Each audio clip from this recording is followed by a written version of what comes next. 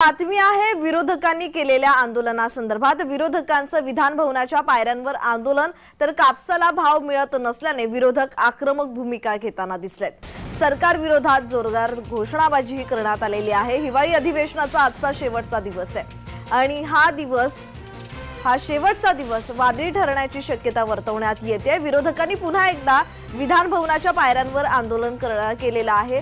पहिल्या दिवसापासून हिवाळी अधिवेशनाच्या पहिल्या दिवसापासून विरोधक विविध प्रश्नांवरून आक्रमक भूमिका घेताना दिसत आहेत, मागण्यांवरून आक्रमक भूमिका घेताना दिसत आहेत। मराठा आरक्षणाचा प्रश्न असो, शेतकरी प्रश्न असो, त्याचबरोबर कापसाला भाव मिळत नाही या संदर्भातही आज आंदोलन करण्यात आलेलं आहे।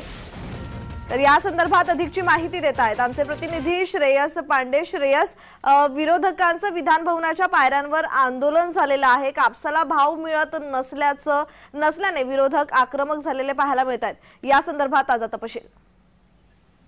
विदर्भामध्ये पाहायचं गेलं तर मुख्य पीकच हे कापूस आहे, त्यामुळे कापूस उत्पादक शेतकरी मोठ्या संख्येने इथं आहे। यवतमाळ हे कापसाचं केंद्र आहे आणि अवकाळी पाऊस झाल्यामुळे कापसाच्या पिकाचं मोठ्या प्रमाणात नुकसान झालेलं आहे। त्यामुळे कापसाला हमीभाव मिळावा ही मागणी सातत्यानं या अधिवेशनामध्ये करण्यात आलेली होती। मात्र कृषी मंत्री धनंजय मुंडे यांनी त्या संदर्भातली घोषणा सुद्धा केलेली आहे। मात्र या घोषणांपासून शेतकरी वंचितच आहेत। शेतकऱ्यांना अद्याप पंचनामे पूर्ण झाले नाही, त्यामुळे पैसे जे आहेत ते थेट खात्यात जमा झालेले नाही असा आरोप विरोधकांनी करत या विषयावर लक्ष वेधण्यासाठी विधान भवनात विधिमंडळाच्या पायऱ्यांवर आंदोलन केलं, जोरदार घोषणाबाजी केली। जी, तर श्रेयस, खरं तर विदर्भात हे अधिवेशन होत आहे, नागपुरात अधिवेशन होत आहे, मात्र विदर्भाचे काही प्रश्न अद्यापही प्रलंबित आहेत, त्यावर चर्चा सुद्धा झालेली नाहीये। तर हा दिवस महत्त्वाचा असेल का?